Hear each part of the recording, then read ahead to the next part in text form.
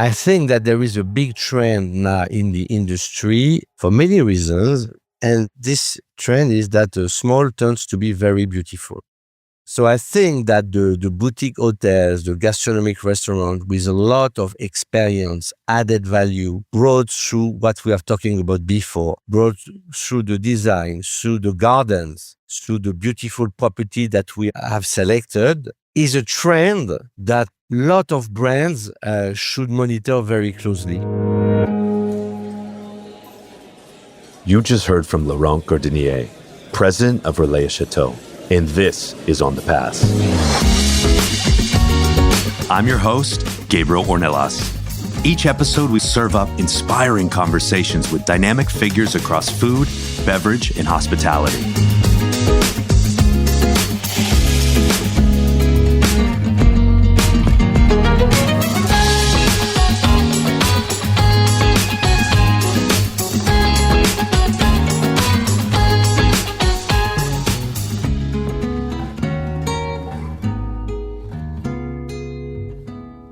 Many of my favorite hospitality and culinary experiences worldwide have been memorable because they were meaningful. These experiences not only delivered the quality, creativity, and service I hoped for, but they also offered a deeper connection by bringing me closer to the respective culture and people of the region. These are the experiences that I seek, and what our next guest dedicates his time to curating, honoring, and promoting. But first, welcome to On the Pass. I'm Gabriel Ornelas. If you haven't already followed or subscribed to Apple, Spotify, or YouTube, please do so now. It's always surprising when we look at the back end of this show that over 48% of our regular listeners haven't yet hit that follow button. We've recently released several new episodes of our Explore Sideways series, highlighting the icons and innovators shaping food and hospitality culture in South Africa.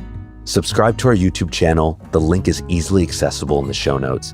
To get inspired, discover more about South Africa, and even plan your next trip to the Western Cape with our partners at Explore Sideways. We also recently released Effects of Change, a Bon Appetit and On the Pass original 6-part series, co-hosted by myself and Bon Appetit Editor-in-Chief Jamila Robinson. The series explores progress and features intimate conversations with influential changemakers in culinary and hospitality, such as Chef Daniel Hume, Chef Elena Regalas, CEO of the James Beard Foundation, Claire Reichenbach, spirits entrepreneur and CEO of Uncle Nearest, Fawn Weaver, and many, many more. You don't want to miss this series. Go check it out.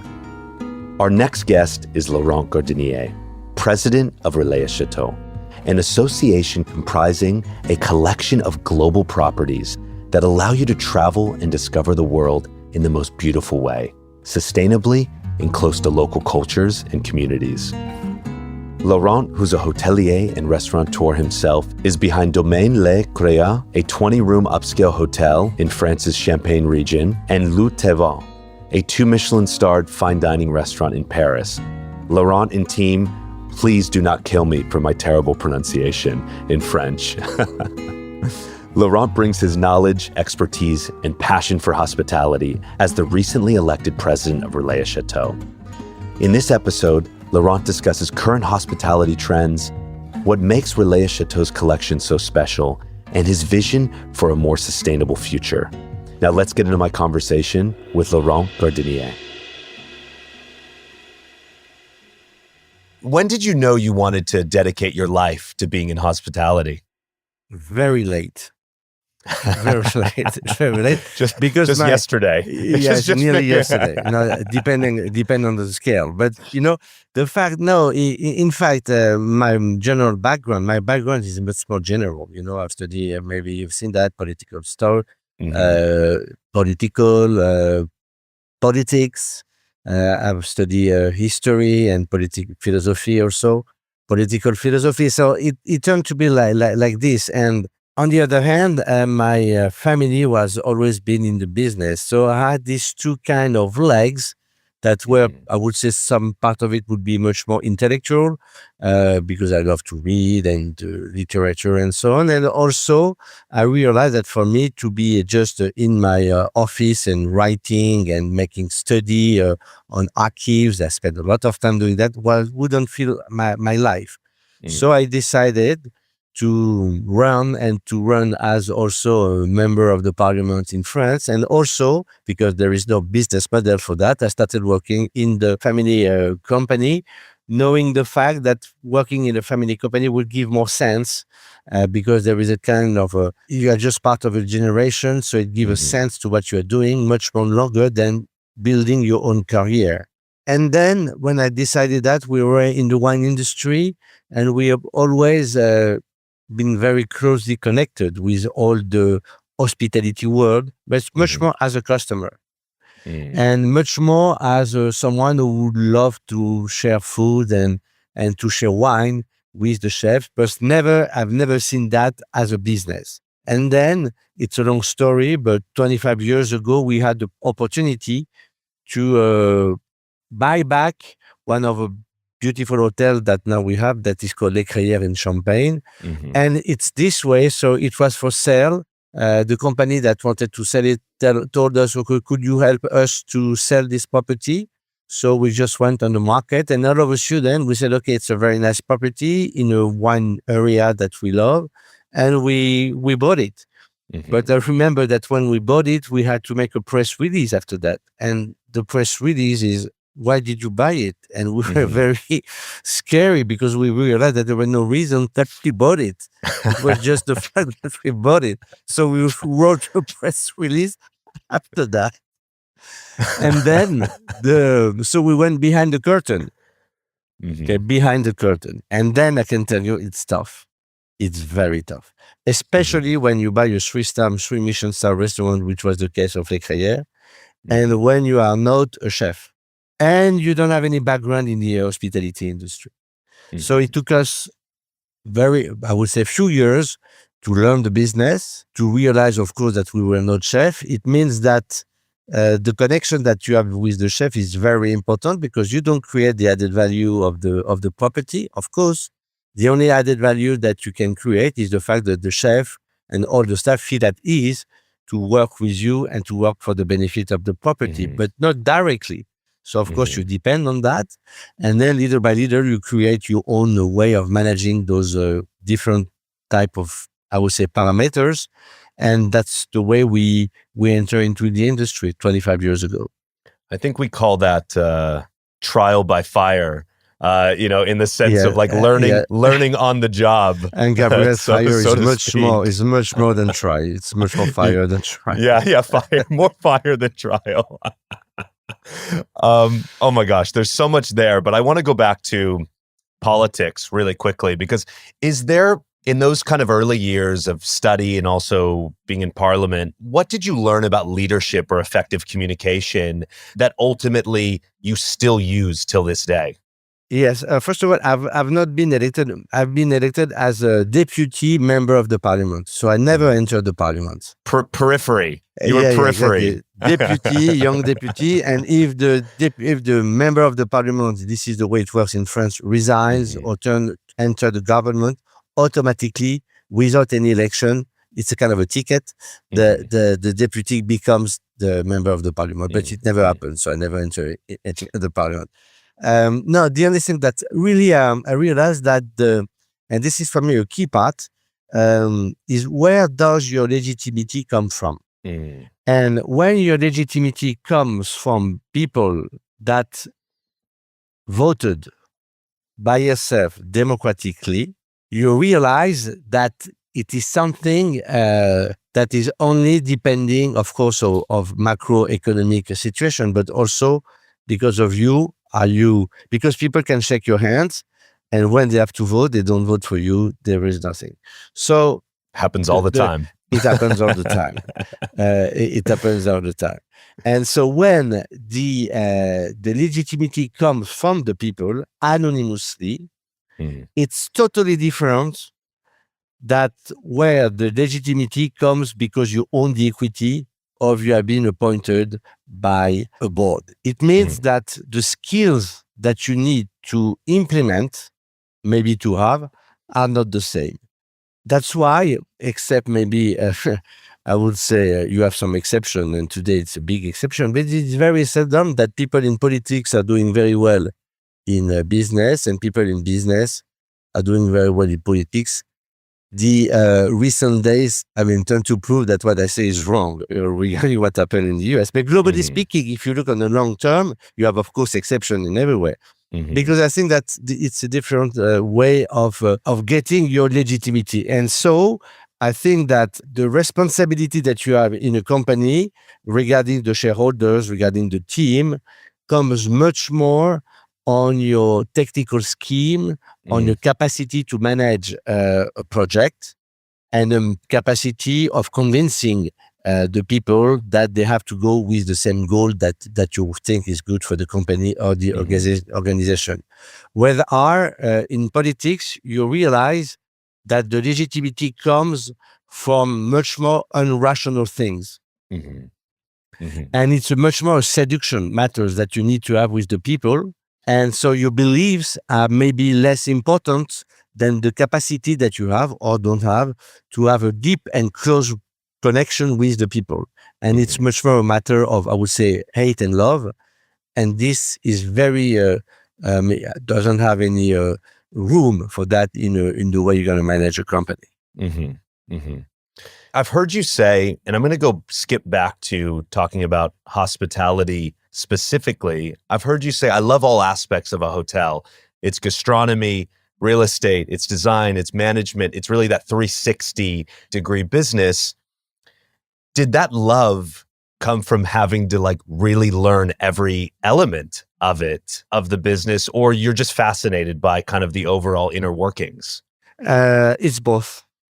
Because of course I'm not a specialist in all the aspects that I am talking about, but each of the aspects that you mentioned, for me, I had some touch point with them. Okay, and the only thing that you can say after that is that you realize that it's impossible to put one above the other, because if you put just finance, you can screw up your design, and if you just put your thought in your design, you can screw up the finance. And so you always need to have this kind of a practical, so it's kind of a very, tiny road. You need to have an inspiration for that, but you're just working in a business. So if you just have the inspiration, you don't build something for your guests, but you build something for yourself. And if you just have your just Excel sheet and you are not able to add much more than you should do in the wood that you're going to have, in the materials, in everything, then you're going to have just a product, and you won't have something that comes with your soul. So that's why this, I would say, this merge between those two aspects turns to have this activity absolutely fascinating. And I'm not talking we are artists. I'm not talking we're just financial guys. I'm just saying that we need to be a little bit of them. That is to say, not an artist, of course, or not a financial purely, but something that is very specific. And then the judge is the guest. Yeah. And so, we have some very nice restaurants that didn't work very well. And we had some restaurants where we didn't put a lot of money that had a tremendous success. So the key, the way it works, is when you are not a chef, is something that to a certain extent you cannot explain. Yeah, there are areas, there are some corner on the street that always work, and there are other corners. Sure. There's 100 feet after that never work for, and you don't know what can happen for that. And always the guy, I will make it a destination, and it always fails. Yeah, always fails. So there is this kind of irrational things, but also you need to put it on the paper. So that's exactly what I like in our industry. It's this blend, this merge of those two aspects. Yeah, I think it's interesting. We've had a number of hoteliers on the show, and we've talked a lot about their intent for a space or their intent for a hotel or restaurant. but you never know how the guest is going to move through that Yes. space. You can project, but you never exactly You know never until know. they're When you there. open the door, the first day it opens, and then over and I say, and you can have, with your best intention, with experience, you can screw up the project. It can happen. So that's why there is this kind of mystery that I think is very interesting. And I discovered that, and the more I've been working with it, it fulfills a lot of what I like in life. So that's why I'm so happy in working in this industry, because it ticks a lot of boxes.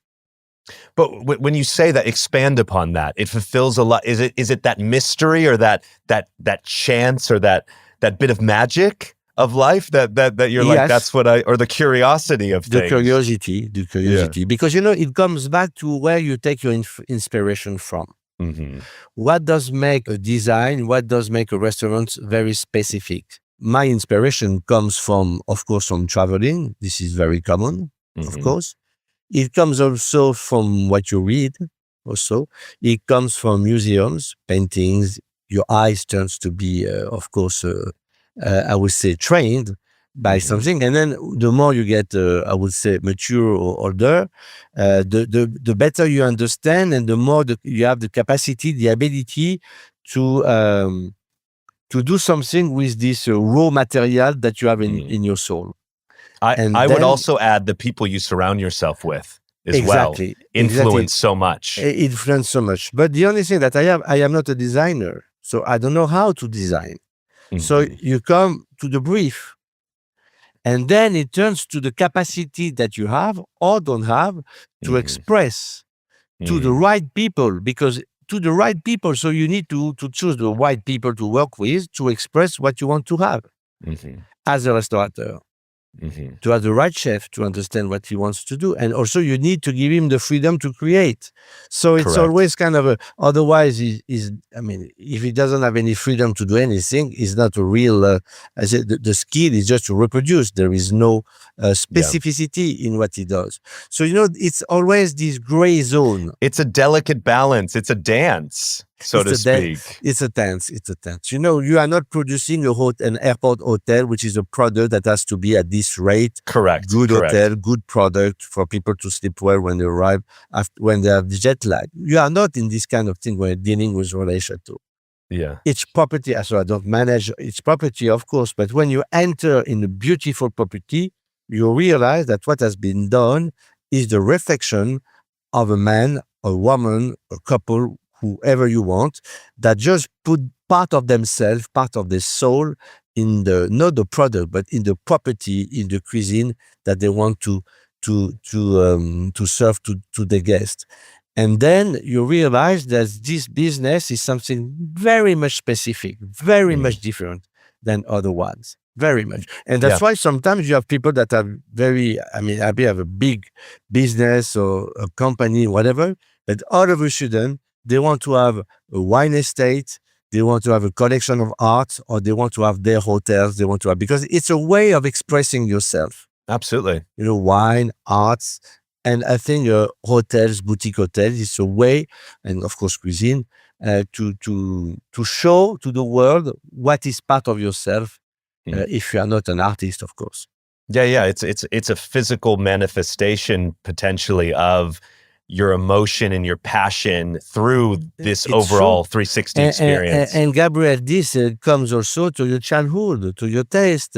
Maybe a painting 100%. that you really loved when you were just, I don't know, with your grandparents, with your aunts, whatever.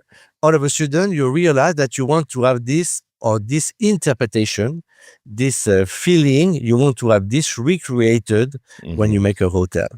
And it turns our job to be absolutely fantastic. Yeah, it's incredible.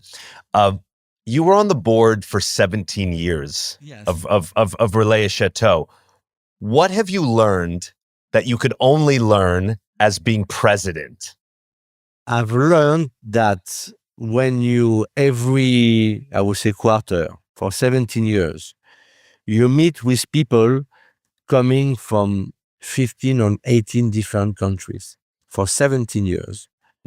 You realize that the cultural relativism is something that it's not only a value, it's only, it's something that can be absolutely, I would say, rich, and that brings value to what you are doing in an incredible way. Because what you learn, for instance, what is a business success for an Indian member of the board? What is a successful business for Japanese, for South American, for US, for an American one, or for European? You realize that behind this same work, there is a lot of different way to feel. So for them, maybe the possibility to have the third or fourth generation to get the business, or the possibility to resell it after 5 years because they made a lot of money. Maybe to create a conservation area and to have it and to protect Mother Nature. So you have a lot of things and then it turned to be, for me, an extremely high level of experience that I could get in a minimum of time and in a minimum of space. So when I went in front of the presidency, I knew, and I already practiced, the fact that we were an organization, we spread in 65 different countries, and the fact that we absolutely need to view the member with cultural different eyes than only from the guy with the black suitcase at the headquarters. Culturally sensitive eyes. Culturally sensitive. Yeah. No, I think that's such an important point. So that's why I really, and I'm talking for my successor, I really think that it's very important that you are part of the board for at least 1 or 2 mandates before getting this association, to learn more and more quickly your role as a president. Yeah, it's so interesting. I'm going to transition. I want to go back to your role, but first you all celebrated, Relais Châteaux celebrated its 70th anniversary last year. How did you celebrate? We celebrated, first of all, with 17 chocolate cakes with all the members that we cut. I love that. That's a lot of chocolate cake, Laurent. I can tell you, I was happy to get the last one, because it was 70 very good, and the problem that each of them were very good. So yeah, of course. But so we celebrated. So we had two different, I would say, level of celebration. Of course, the celebration by itself, yes, and we just organized a beautiful. We did in Paris, because every 10 years, because it was created in Paris, so we celebrated in Paris, and we rent the Versailles Châteaux property. So we make a beautiful black tie dinner of 850 people with 12 Michelin star Relais Châteaux French chefs. Beautiful. So it has been a very nice and elegant celebration, showing to the member that the values of Relais Châteaux of excellence and friendship were still there. But also, and not more important, but as important, it was also to celebrate obviously the history of the big step that we had, but also to realize all the things that we had to implement over the next decades, to be sure that we'll be still one of the leaders of our industry. And so that's why we've decided to really put a focus on all the sustainability metrics that were already in the association, but maybe not as strong and as strongly highlighted as they probably should be. So that's why we decided also to take this team and to create a lot of, I would say, interaction with all this world, this thematic of sustainability. So if I want to say that in few words, it was the time to celebrate, of course, the past, but also to realize what we had to implement over the next decade and try to start doing that. Yeah, that's in part is in line with kind of what I'm curious about next, is like, as you look to that next decade, as you look towards the future, how do you continue to foster that entrepreneurial family friendship spirit that started with the 8 members in 1954, while also navigating the successes, the challenges, the changing consumer landscape, that of today? I think that we have something that is very important is that, as we don't manage the members, the responsibility of getting close to the market and close to the evolution is on the shoulder of the members. Because, when you are members, if you don't adapt in your country or in your market, whatever the market is, to the demand, then you die. So this responsibility is not Relais Châteaux responsibility, is the member responsibility. It's totally different when you are in an integrated company and it comes from the headquarters. You need to study everything. So the Relais Châteaux responsibility is to detect the member that will have this capacity to evolve with their time, is to protect, to help, and to share with those members the best practice to be able to increase the value of the whole network. But when we say that, so this is the first step. And then the second step, we also need, as a central organization, to open our eyes, to open our ears, and to try to see what are the most important trends over the next 5 or 10 years, and to bring that to the general overview of what we want to implement. And so to do so, I think that it's a matter of curiosity, and it's a matter of also knowing quite well the business. I am not telling you that I have enough curiosity and that I know the business enough to be the best at this role. I am just telling you that I try to do my best doing so. Yeah. Yeah. The pursuit of perfection, but we never get there. But we never get there. No. Yeah. What can hospitality professionals learn from how the association differentiates itself compared to other hospitality brands? I think that there is a big trend now in the industry for many reasons, and this trend is that small turns to be very beautiful. So I think that the boutique hotels, the gastronomic restaurant with a lot of experience, added value, brought through what we are talking about before, brought through the design, through the gardens, through the beautiful property that we have selected, is a trend that a lot of brands should monitor very closely.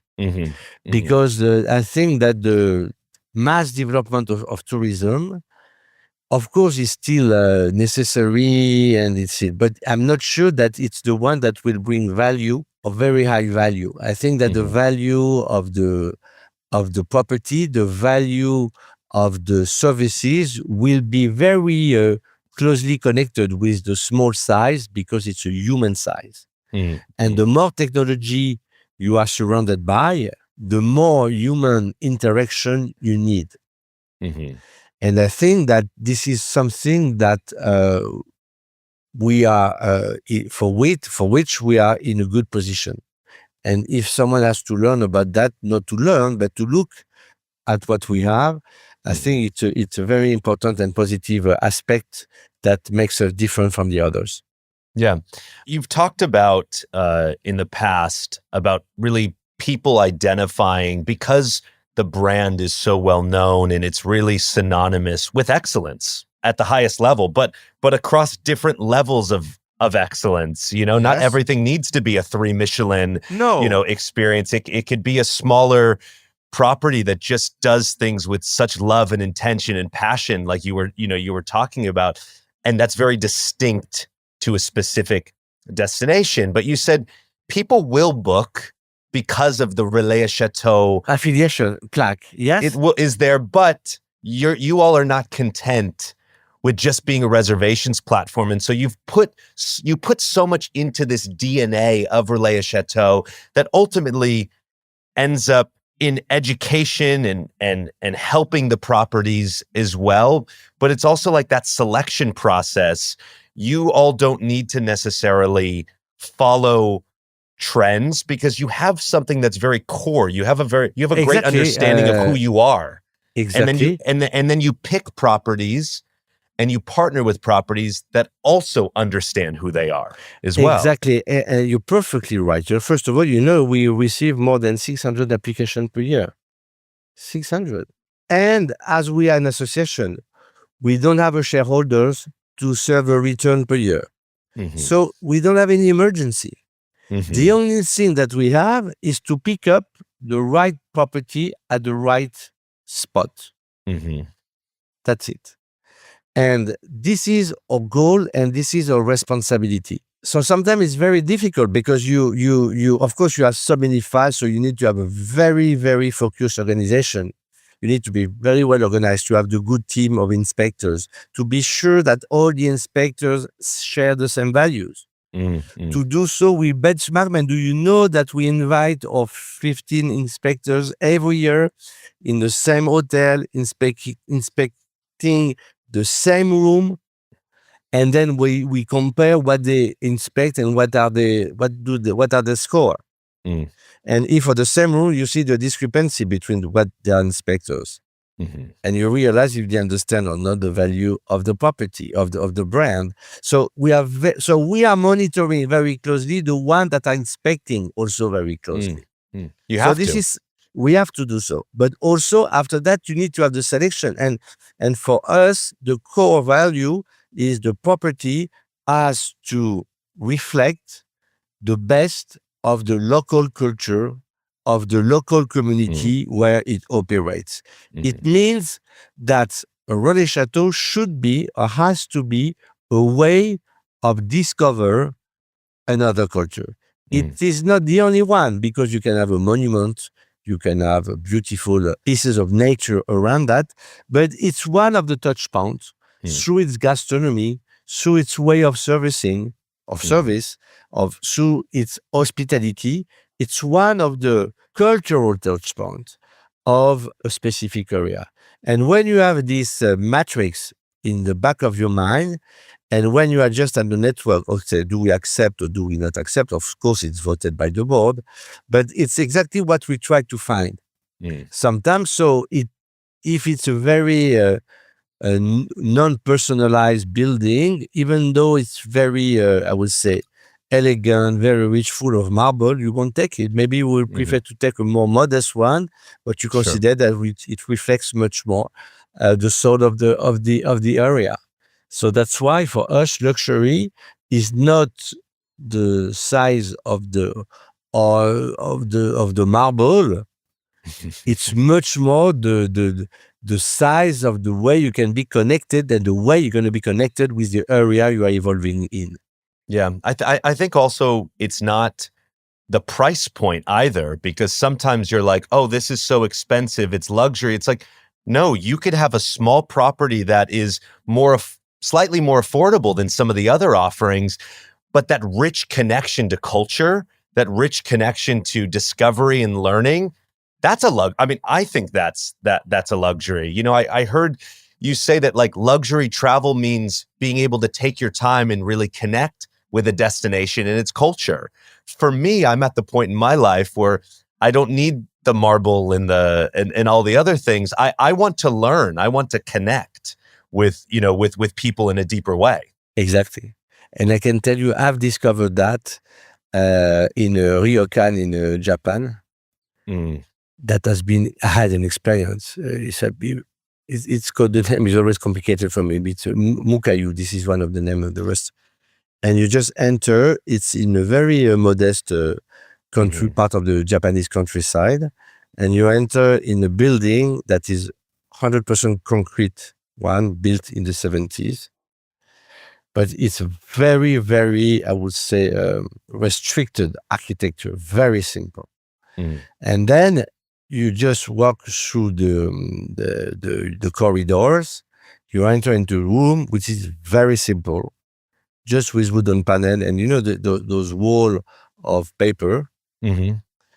And then you open it. You have your onsen, small onsen, and you are just in front of a bamboo forest that is nearly coming into the. And all of a sudden, incredible. You have this experience, and then you go. You wear your kimono. And then you go and you spend about 40 minutes to attend the tea ceremony. Beautiful. all of a sudden, you relax, Yeah. and you realize all those gestes, and then you start living an experience that is much more than a hotel. It's something that brings you, I mean, very, very, I would say, deeply in your soul, much more than you could imagine.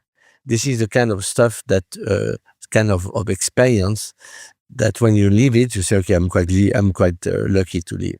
Mm-hmm. Yeah, it brings you closer to yourself Exactly. in a lot of ways. Can you imagine you start from a room, you start from a hospitality business, and you end up with the bamboo forest that is coming just in front of your balcony. Mm-hmm. And you say, okay, this is the travel that you are doing. And for me, working with Relais Châteaux is much more, meaningful than a lot of other activity. Yeah. No, I mean, absolutely. You're very lucky. I am very lucky. I am. I hope you realize that, how lucky you are. Maybe not enough, but I try to do so. Yeah. Well, it's okay. We have to take moments to realize that. Laurent, how are you making your distinct mark on the organization? It's very, I don't know. Ask to the organization. Okay, I have another question that maybe because it's always and maybe I should sit on a bed and ask Sigmund Freud to answer to help me to answer this question. Yeah, can I get a lifeline to help me? Much more than it's 7 years minimum. Huh? 7 years. Yeah. Well, I mean, Laurent, much like we can look back at past presidents of Relais Châteaux over the last 7 decades. What do you hope future leaders of the organization will say about you? I think that the only thing that when my predecessor gave me an organization that was working very well, that had a good membership and a feeling of friendship between the members. He had bring the evolution for the last 10 years or 15 years, 10 years probably. Yeah. And I have to do it. I don't know if I'm going to run for a second term, at least 5 years, but maybe to 10 years. The only thing maybe that I would like to, for what I am working on, is to be sure that this brand will be as premium brand as possible. And to be premium, you need to bring sense and to have this brand being very meaningful. What does the brand brings to the industry, to the guest, and to the members? And I think that this part of giving sense to the brand through the premium, through gastronomy, through all those things is something that I would like to be seen of a step or that I've just had the opportunity to give to the association. Premium, of course, sustainability, but also to give sense to the brand. Of course, it already had, it is a 70-year-old brand. There is a lot of sense, of course, in it. But just to see that now, as we are worldwide, we need to implement a lot of strengths into the brand to be sure that it will be there for the next decades. Absolutely. On episode 115 of On the Pass, we had the great Mauro Calagreco. Our good friend. You know him, right? I take a plane tomorrow to Nice, and I spend the day with him tomorrow. Oh, tell him I said hello. Tell him I said hello. Give him un abrazo. Yes, I will do so, of course. He's the VP, he's a vice president of chef of Relais. I know. Yeah. We did a really fun episode together. In that episode with Mauro, we discuss his passion, obviously, for preserving the world's biodiversity and how it was such a great fit for the work he's already been doing, the work with UNESCO, and then also being a part of the association as a vice president. We talked a bit about it with Mauro, but I want to hear from you. How are you and him and the team looking at the future of gastronomy across all the members of the association? We're just asking this question to ourselves tomorrow. So Maybe. Should I call back? Yeah, it's call back. No. I think that we, now when you, the problem is that when you speak about gastronomy, now gastronomy ticks a lot of boxes. It has to be seasonal. Yes. It has to be local. And it has to be, I would say, very inspirational and experience oriented. So if you are not this, it's hard to say that you are gastronomic. You don't have any chef who pretends to be gastronomic if he just use the same product all year long, if it's not seasonal, if he buys all these products about 1,000 kilometers away, and so that kind of stuff. So we are just at this level now. So I would say all those aspects are already done. So what should we implement? And I think that we turn to be this kind of political aspect. Then the responsibility that we have. I would say very arrogantly that all chefs are I would say, the speakers of a social awareness regarding sustainability, regarding protection of nature, protection of resources, and that the fact the chef now is most of the time, for the great one, they are out of the kitchen and they are considered as someone that can speak to the others, not only to the team, not only to the guests, but to the people. And I think that this movement that we strongly incarnate is the responsibility of the chefs of tomorrow for the great one. So I would say technically now we done, of course, they evaluate, everything is changing, and of course, and it's the key part of the business. But I think the new, I would say, dimension of the chef that went as a social, of course, with all the TV or the show. Also, the chef has a responsibility that is not only the guy that is there to prepare and to cook. And we have to accompany them. And I think that we are the good organization for them if they want to be part of it, of this movement. And what was the future of gastronomy? I was just telling you that for me, the future was not only the technical evolution that was very important, of course, but it's always, it's always been like that. No, it was the new, I would say, that dimension that the chefs had, and that they shift from just being someone who cook. Now they are someone who speak. Yeah. Their social responsibility is huge now. Yeah, we talked actually quite a bit with Maro about that, of the role of the chef ultimately, and how it's evolved, and how years ago, chefs were to stay in the kitchen, and then it became this sort of chefs are the new rock stars and TV deals and all this other stuff. I think we're entering obviously a new age of it. It's not just about becoming a celebrity anymore, but it's about, with that title or with that influence, how are you utilizing it for the good of people and society, and helping leverage that platform to educate. I think it's so important. And and I think that working with Maro, who has been the first single thing to remove plastic in his kitchen. So he has a responsibility. That's why when I proposed him to join me on the list to be elected, he realized that being in charge of gastronomy for Relais Châteaux would give him a possibility to speak for very large, with a large dimension. And I think that it's this opportunity is taken very seriously by him. And it's the way with him we could partner with UNESCO, so we are the first organization, hospitality organization, to have a worldwide partnership with UNESCO, and we could do it. Can you imagine that? And we could do it because of Maro dedication and commitment. So you realize that there is this connection between Relais Châteaux, chefs, UNESCO. This dimension couldn't even be considered 10 years ago. And now it's a reality. So I'm very proud of that. And it's because we have this chef dimension in our organization. And I can tell you very few other organizations have this. Yeah. Yeah. No, it's congratulations. No, it's definitely something to be proud of. Yes. Earlier, you mentioned there's 600 applications that I think you get a Yes. year. But are there specific markets that you and the team really want to expand into, whether it's with a hotel, specifically having a hotel member or something like that? Yes, we really would like to expand it in India. We are just considering expanding in China.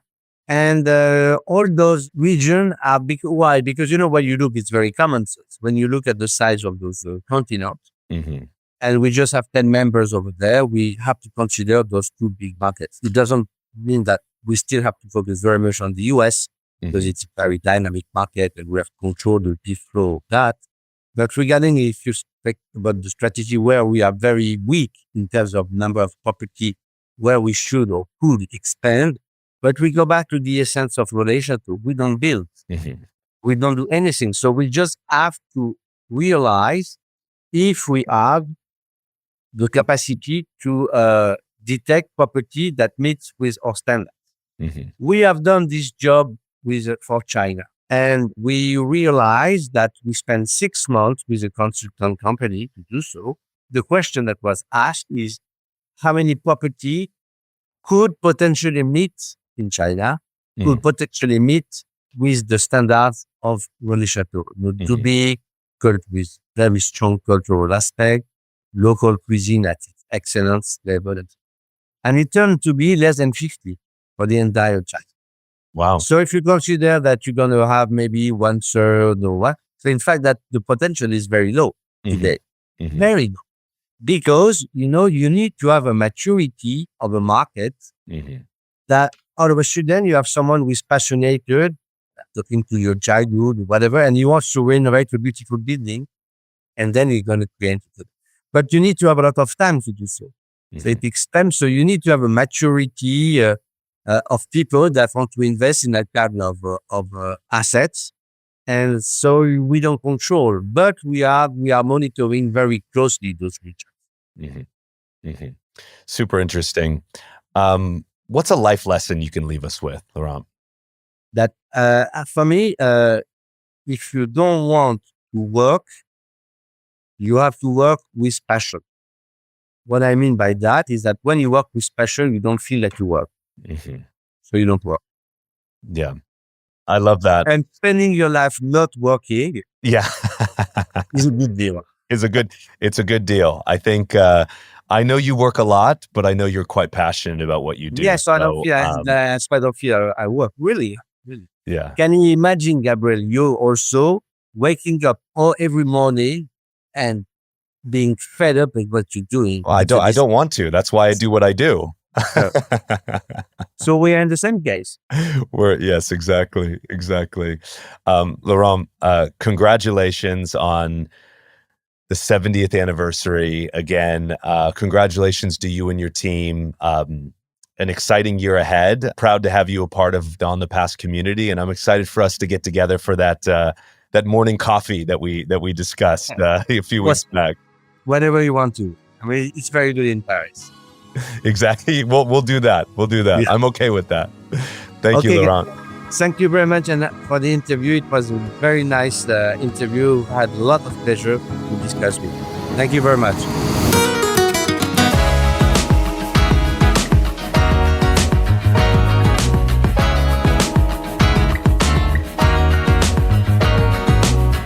On the Pass is hosted and produced by me, Gabriel Ornelas, and edited and mixed by Dylan Agajanian, with original music by Dylan Agajanian.